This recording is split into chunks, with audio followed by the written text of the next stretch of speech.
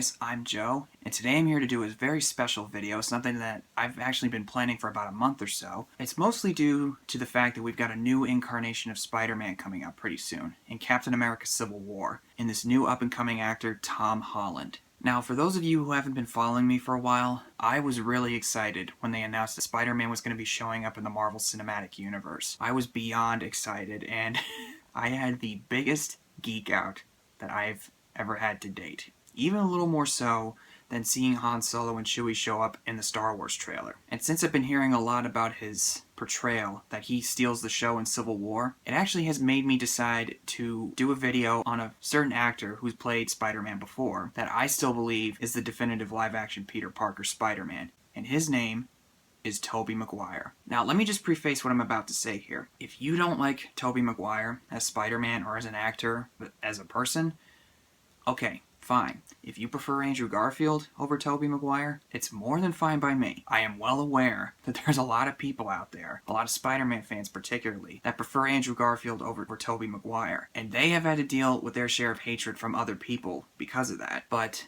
I myself, since I've stated before online a few times that I prefer Tobey Maguire, I've gotten my fair share of hatred and have been insulted by a few people who have been told me that I'm wrong, or that I don't know the character of Spider-Man very well. I'm not going to try to convince you that you're wrong. This is just my opinion, okay?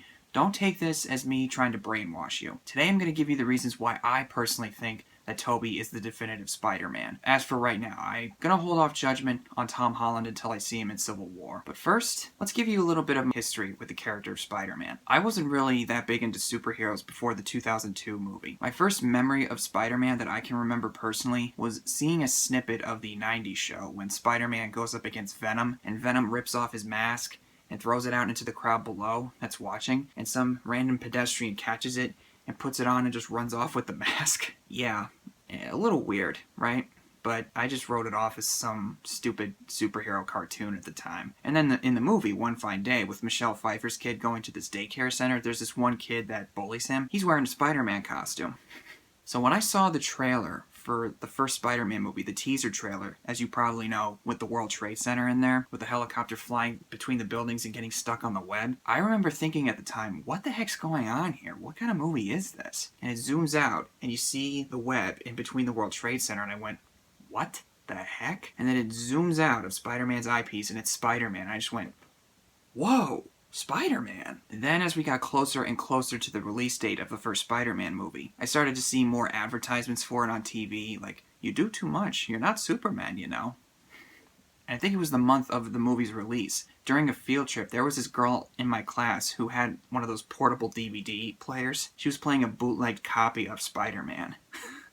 I didn't even think of that at the time until much later on. I don't know how she got her hands on it, but I don't really care. So it wasn't until about a month later that I saw this movie, because like I said, I wasn't really into superheroes or Spider-Man in particular. But my dad took me to see it at the theater that we usually went to at that time, and I had no idea what I was getting myself into. By the time the opening credits started and that musical theme by Danny Elfman kicked up, that's where I went, this is gonna be kinda cool. And by the time it was over, I was a Spider-Man fan for life. It was the first superhero movie I saw that just literally blew my mind. I'll never forget the feelings I had watching it, getting scared at Willem Dafoe, just going, or getting excited at Mary Jane touching her lips and looking back at Peter going, wait, hang on. And I'll never forget seeing Spider-Man 2 2 years later. That was one of the most exciting times for me as a Spider-Man fan, and it was probably the most enthralling cinematic experience I have had, or at least one of them. And it was the first movie I saw multiple times in the theater. I saw it 3 times. First time with my mom and my sister on opening day, twice with my dad, and the third time I saw it with my sister again and my grandfather, and he had a blast watching it.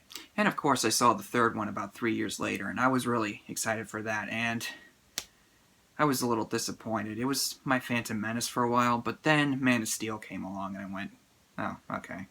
And looking back on it, Spider-Man 3, it wasn't that bad. I don't really think it was that bad. It was just disappointing. And The Amazing Spider-Man 1 and 2, I don't really need to go into that. You guys know how I feel about those. I mean, what can I say about those movies that hasn't already been said, at least by me, or even other people that have come out and said that they didn't really like the movie either. I am going to mention Andrew Garfield at least 1 or 2 times. Now, It's not meant to be a knock against him as an actor or as a person. I got nothing against the guy. He's a great actor. Social Network and 99 Homes, he's a really good actor. And in real life, a little bit of an oddball, I will say. But other than that, he looks like a cool guy. And I've moved on from the Amazing Spider-Man days. So don't worry, this is not going to be a mindless rant on Andrew Garfield. I just don't think he was given the proper material to work with. But over the course of the last 14 years or so, which... oh my god, 14 years. These last 14 years as a Spider-Man fan has been a not-so-easy ride, but that first movie made me the Spider-Man fan that I am today. I still have the old DVDs that I got when I was younger, which I would later upgrade to Blu-ray. And I even have a couple DVDs from the 90s show, which is cheesy as hell, but I think it's a lot of fun. And a Spectacular Spider-Man series, which I've been watching, I think I last watched it about 2 months ago or so. I can't really be sure. This is probably the best adaptation of Spider-Man outside of the Raimi trilogy. In my opinion, anyway. Yeah, and I have the old video games that are based on the movies. The first one, swinging is a little weird, but whatever. The second one, tons of fun. I had a great time with this game when I was a kid, and along with the second movie, it was probably the best Spider-Man experience I ever had, and that was great. And of course I got Spider-Man 3 on PlayStation 2, and I even have the PS3 version somewhere. It's a good game, just a little hard to get used to at first. And I got a couple others, like Shattered Dimensions and Web of Shadows. Web of Shadows is freaking difficult to swing around in, but Shattered Dimensions is quite fun. You get to see 4 different sides of Spider-Man. The Noir, the Ultimate, the 2099, and the classic Spider-Man. And I even have the soundtrack from the Spider-Man Broadway show, Spider-Man Turn Off the Dark, on my iPhone. Fortunately, I didn't get to go see the show. We just never got around to it, but...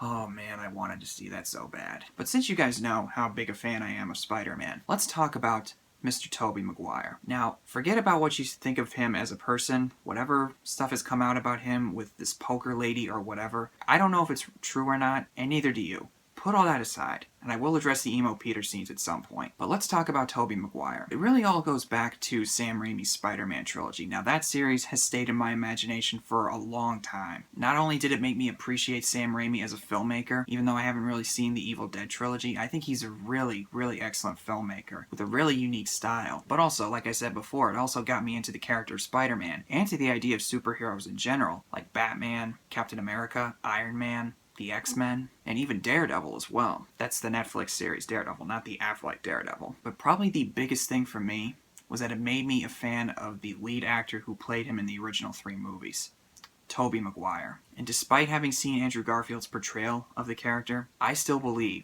he remains the definitive live-action Peter Parker Spider-Man. And trust me, I have heard every single complaint about him. He cries too much, he looks like he's constipated, he's a whiny crybaby, he's bland, he's unlikable, he's whiny, blah blah blah blah blah blah blah blah blah blah blah blah blah. And the whole Emo Peter Scenes, get over it.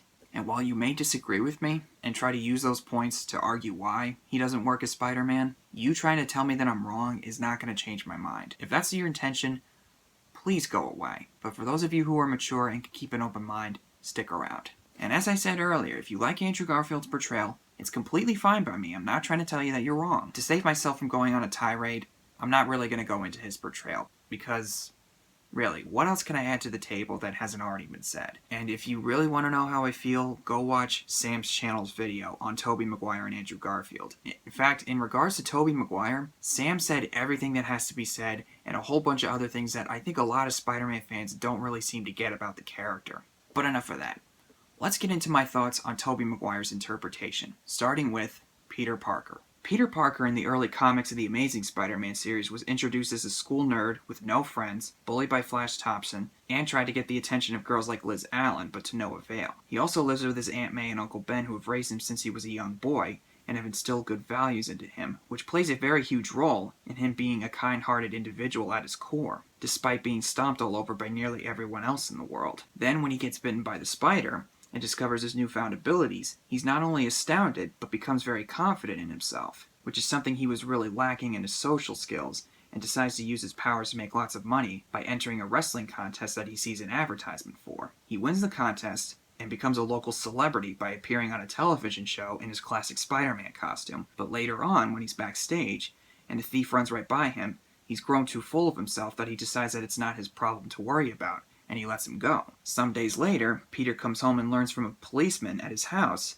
that a burglar has killed Uncle Ben, and that the police have the man trapped at a warehouse at the waterfront. Peter dons his Spider-Man costume and swings to the scene looking for revenge. Peter manages to subdue him, but then sees the man's face and recognizes him as the thief who ran past him at the studio. He wraps the burglar in the web and leaves the scene for the police to find. And then we later see Peter, who has realized that if he had caught the burglar, his Uncle Ben would still have been alive. This has a huge effect on him, which eventually leads him to learn that with great power comes great responsibility. Now let's take a look at Tobey Maguire's interpretation of Peter Parker. Now I know a lot of people are going to rip him apart because of Spider-Man 3. We'll get to that later, trust me. And some of the ways his face looks when he cries, or when he's angry, or when he's trying to stop the train in Spider-Man 2. Which I actually find those complaints to be really shallow, and they're just shallow as hell, and I hate when somebody makes that complaint. But as for me, someone who's read the comics, mostly from the ones from the early 60s, the Stan Lee, Steve Ditko era, and having watched the Spectacular Spider-Man series, and the 90s show as well, I think he's the perfect embodiment of Peter Parker. He's mostly inspired by the Ditko Spider-Man era, but still, I think he's the perfect embodiment of that character. When you're first introduced to him in the first movie, you immediately learn that he's the school nerd, he's not very popular with his peers, he only has one friend in Harry Osborn who isn't that well liked either, and has a crush on his classmate and neighbor Mary Jane Watson, who's lived next door to him since they were 6 years old. And he also lives with his aunt and uncle who have some financial problems as well. Now, Tobey Maguire in this movie brings a real good sense of warmth and wholesomeness to the character that you wouldn't normally see in a movie like this, because a lot of superhero movies nowadays tend to go for the more angsty, brooding, and angry type of hero in a superhero movie like Man of Steel, Fan Four Stick, and Amazing Spider-Man 1. Yep, I said it. Come and get me. Come and get me. I bought him as the nerdy everyman kind of character who definitely comes off as a dork and doesn't really have a great life. And while that could have easily made him come off as a whiny brat, you can't help but really like the guy when Maguire's playing him. There's something about his charm and his demeanor that gives off the impression that he's just a really nice guy that you can't really help but root for him. He's also really good at balancing his more confident side but yet caring personality of Parker when he's finally got the courage to talk to Mary Jane after he gets his powers and shows support for her being an actress on Broadway. Plus, in the school fight with Flash Thompson, here's what he says right here. I don't want to fight you, Flash. That reminds me of something from Amazing Spider-Man 1, issue number 4. After he fights Sandman, he comes out from hiding and everybody's laughing at him and Flash calls him a coward, and Peter just loses it. He grabs Flash, ready to punch him. He raises his fist, but all of a sudden he stops. And there's this cool image right here. It's like a Two-Face kind of thing. One side's Peter Parker, the other Spider-Man. And he says to himself in his head, wait a second, not only could I blow my cover, I could actually really hurt this guy. I can't do that, and everybody else is around here watching. So he just lets him go and says, you know what, you're not even worth it, man. Now back to the movie where he says, I don't want to fight you. Some may call him a wuss for that. But I like it though, because it shows that despite being this superpowered person, he actually is a compassionate person who does care about people. Even one of his enemies, as Flash Thompson. He may not like him, but he doesn't want to hurt him. Call me crazy, but I think Tobey did an exceptional job balancing all those aspects of the character, thanks to the script by David Koepp and the direction given to him by Sam Raimi. One of the major negatives I hear about Tobey Maguire's portrayal is that he's not really that smart because he doesn't have mechanical web shooters. Which I understand, it is an important part of his intelligence, but me, I personally don't really care either way whether he does have them or not. But I actually think it makes sense for him to have the ability to spin his own webs, because if he's given the powers of a spider, why shouldn't he be able to spin webs? Plus, it's also a little more realistic. He's a dirt poor high schooler, no job, no money. So how would exactly a teenager like Peter Parker have all the money and resources to build something that sophisticated? Maybe you could find a way to explain it, but I personally don't really see how that's possible. But despite the organic webs, he's also shown to be a very intelligent person through subtle dialogue exchanges between him and Norman Osborn, Spider-Man 2, when he and Otto Octavius are talking about Otto's fusion project. Even in Spider-Man 3, he's talking to Mary Jane about the acoustics and sound diffusion, whatever that is.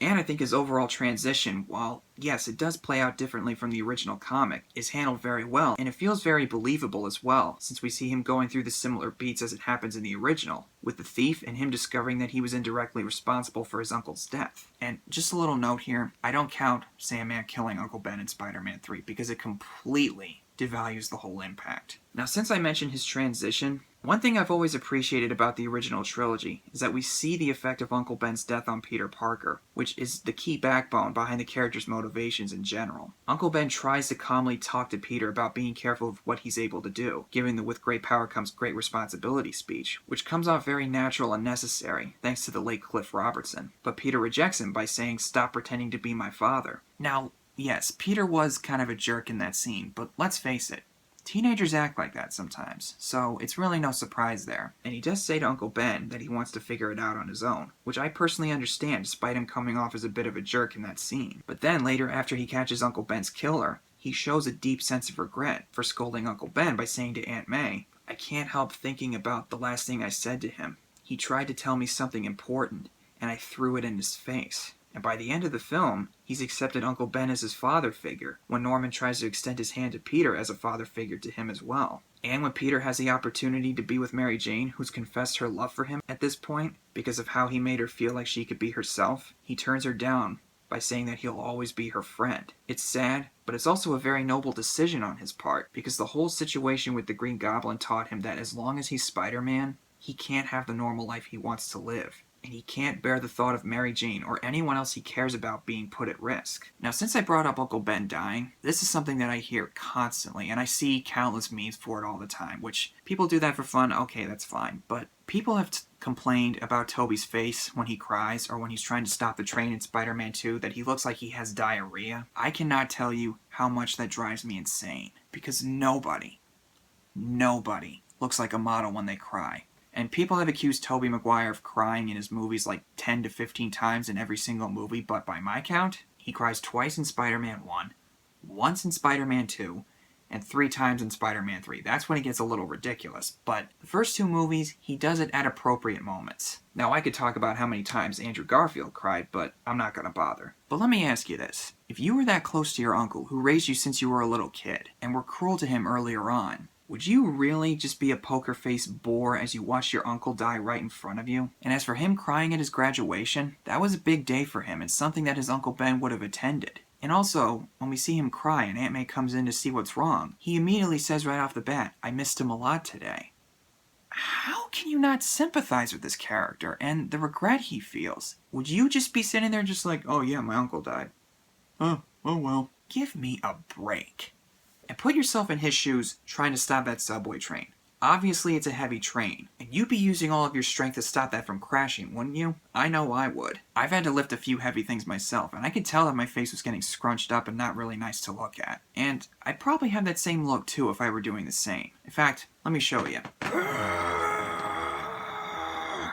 Now with Spider-Man 2, Peter's life has really gotten out of hand. He's failing in school, he loses his job as a pizza delivery guy, he's always behind on his rent, he keeps getting fired and rehired by J. Jonah Jameson. By the way, J.K. Simmons was perfect as that character. He can't make it to Mary Jane's play even though he promised her that he would come. His Aunt May's about to lose her home, and he still feels guilty over not telling her the truth about Uncle Ben. And Harry has grown even more upset with Peter due to Peter taking Spider-Man's pictures, whom Harry believes killed his father, Norman Osborn. On top of that, Mary Jane has become engaged at this point to John Jameson, since she's grown tired of Peter constantly breaking his promise. Peter is shown to be depressed and frustrated with the way things are going in his life, which I find to be realistic because, let's face it, we've all been there at least one point in our lives. No matter how hard we try to do some good, we never really get anything out of it. So if you were in that position, wouldn't you just throw your hands up in the air and say, "You know what? Forget it. I've had enough." With all that stuff I mentioned earlier with Peter's personal life, he's also continuously branded as a menace by the Daily Bugle, and in similar fashion to the Spider-Man No More storyline, which served as a huge inspiration for Spider-Man 2, Peter has finally realized that he's gained nothing from all of his do-gooding. After an emotionally powerful inner monologue with Uncle Ben, he gives it up, because he just can't handle the stress anymore. Some people, like a YouTuber Neo GameSpark, if you've ever heard of him, has accused Peter in this movie of giving up simply just to be with Mary Jane, or as Neo GameSpark said it in his video of Spider-Man 2, just to get into Mary Jane's pants. And also he thought the reason why Peter's powers came back was because his booty call got taken away from him. Ugh. I completely disagree. And I wonder if that guy was even watching the movie, because Peter says to Uncle Ben in that dream sequence, I want a life of my own. The filmmakers clearly show in this movie that there was more to him giving up being Spider-Man than just Mary Jane, as I said earlier, with school and his job and so on. And even though things start to get better for him in general, he still feels unsatisfied, because when he tries to prove to Mary Jane that he's changed, she still turns him down. And whenever he turns the other cheek every time he sees police cars with sirens zoom by and sees some random pedestrian getting mugged, he walks away with a big feeling of guilt. And after seeing a burning building and hearing of a young child trapped inside, he finally decides to act on the drive inside of him that wants to help other people, which leads to a great scene of him saving the girl from the fire. Unfortunately, he overhears the firefighters talking about how someone got trapped at one of the other floors and never made it out. It's not as impacting as Uncle Ben's death, but it still has an effect on him and leads him to eventually realize, along with Aunt May's speech about heroes, that Spider-Man is too important to give up. Now, since I mentioned Aunt May giving that speech about heroes, another scene that has always stuck with me is the scene where Peter confesses to Aunt May what happened the night Uncle Ben died. I can remember it vividly, the first time I saw this movie, being blown away by the fact that he was confessing to her what had happened, and he was going into detail, beat for beat, about what happened that night. And when he says, "I held his hand when he died," I cried. It was out of control. And even watching it now as an adult, it still hits me.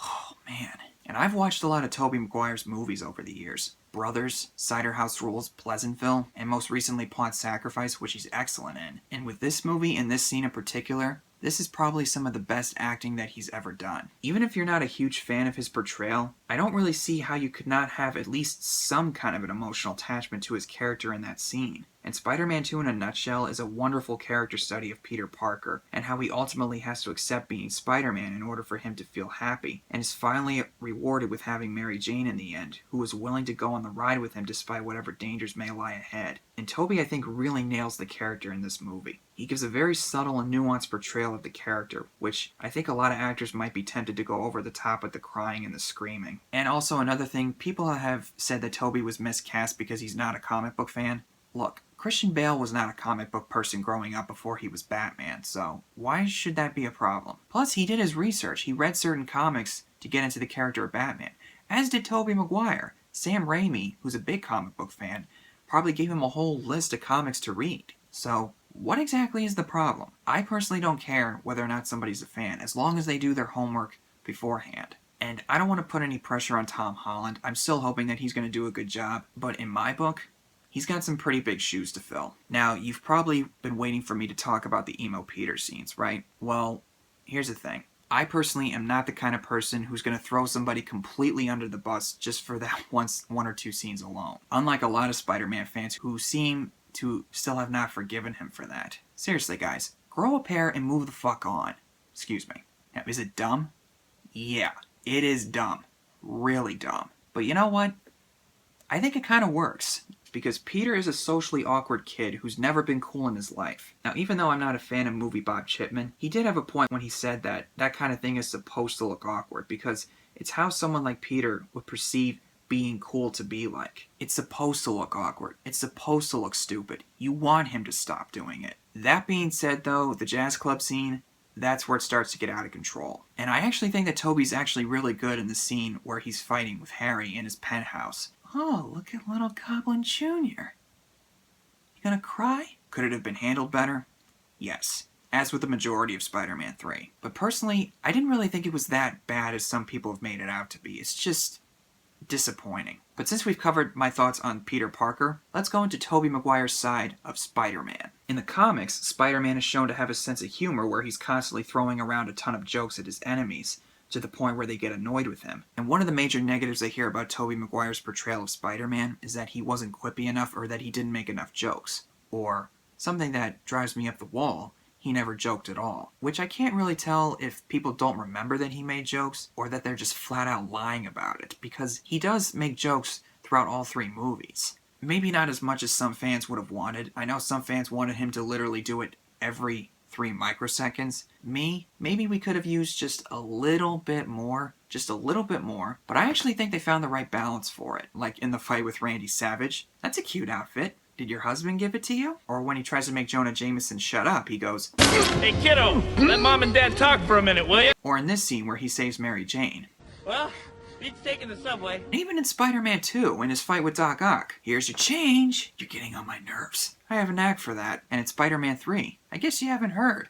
I'm the sheriff around these parts. So the jokes are there. It's not like they don't exist in those 3 movies, but they're done in a way where they don't feel forced. Because when he's telling jokes in the comics, it's a really constant thing. And to translate something like that literally into a film or a TV show, you run the risk of Spider-Man coming off as a bit of an asshole, which I think really came to life in Amazing Spider-Man 1 and 2. Some of the jokes are funny, I'll admit, but then he starts to go on and on and on and on about it, where the jokes begin to override the story. It actually makes Spider-Man a little unlikable, and it makes him seem like he's more concerned with being funny instead of actually trying to stop the situation from getting worse. And to quote Sam's channel in his video on Spider-Man, the scenes of him joking go on, and he blatantly makes the situation worse, and he's also kind of insufferable whilst doing it. Now yes, there are a few times where he does get carried away in the comics, but he also throws jokes around to distract his enemies so they don't put up much of a fight, and also to keep himself, Spider-Man, from losing his mind over the fact that he's in a dangerous situation. In fact, Stan Lee has said that Spider-Man wears a mask in order to hide his fear from his enemies, given that he's just a kid, unlike someone like Batman who wears a mask in order to intimidate his enemies. But as I said with Tobey, he does make jokes throughout the trilogy, as in the wrestling fight, the Goblin attacking the Bugle, the bank heist, and his encounter with Sandman, but he also does it at the right time, whenever the circumstances are light-hearted enough to warrant them. And he also knew when to shut up when the situation was so dangerous that it demanded that he take it seriously. Plus, every time he talks, he has that confidence that Spider-Man is supposed to have, because him wearing the suit is where it makes him feel like he could come to life and be free. The filmmakers understood that there has to be a degree of seriousness whenever Spider-Man is fighting his enemies, and he can't just constantly be telling jokes all the time, which, like I said, would actually start to make him a little unlikable. So, in conclusion, I know a lot of people are going to prefer Andrew Garfield, and again, it's more than fine by me. I'm not saying that you're wrong, and more than likely, if anyone is watching this video who is a fan of Andrew Garfield, you're probably more than likely going to tell me that I'm wrong or that I'm an idiot. Most particularly this fan right here, Sonic the Hedgehog 1. He is probably by far the most difficult fanboy I've had to deal with on YouTube. And I blocked him about 2-3 years ago because he constantly told me that I was wrong and ignored all my points for why I prefer Tobey Maguire, said that I was blinded by nostalgia, and he'd stalk me and wait for me to post something about Tobey, and he'd jump all over me telling me what a moron I was. And he's even on Facebook too. His name is Raul Gomez. He doesn't really have a specific profile picture. If you guys ever meet someone like that who just constantly says that Tobey's a terrible actor and all that stuff, block him. And this goes out to all my YouTube friends who may be thinking about doing a video on Spider-Man pretty soon, with Tom Holland coming up. If you see anybody with that name, Sonic the Hedgehog 1, block him. It's not worth it. Trust me. Keep in mind, guys, that this is just my personal opinion. You're more than free to disagree with me, but let's try to have a civil debate here. And hopefully you've enjoyed listening to me giving my thoughts on Tobey Maguire, because I've always been a big fan of his portrayal, sometimes almost to a fault. My parents will tell you firsthand that I have been obsessed with Spider-Man at least one too many times, and I still am as an adult, unfortunately. But even though I still haven't seen Tom Holland's portrayal in Civil War, I'm confident that he's going to do a really good job as Spider-Man and Peter Parker. And I think he's going to be a really good version of the character, just from what we've seen so far in the trailer and the small TV spots that have been released recently. I don't know if I'm going to like him as much as Tobey or even more than Tobey. Tobey Maguire, he's always going to have that special place in my heart. And here's hoping that Tom Holland can pull it off. So thank you guys for watching this video. I had a lot of fun talking about this with you guys. What are your thoughts on Tobey Maguire's portrayal of Peter Parker Spider-Man? Do you think he was great, good, not so good? Whatever your thoughts are, comment below and tell me what you thought, in a civil manner, please. And I'll see you guys next time when I talk about Civil War.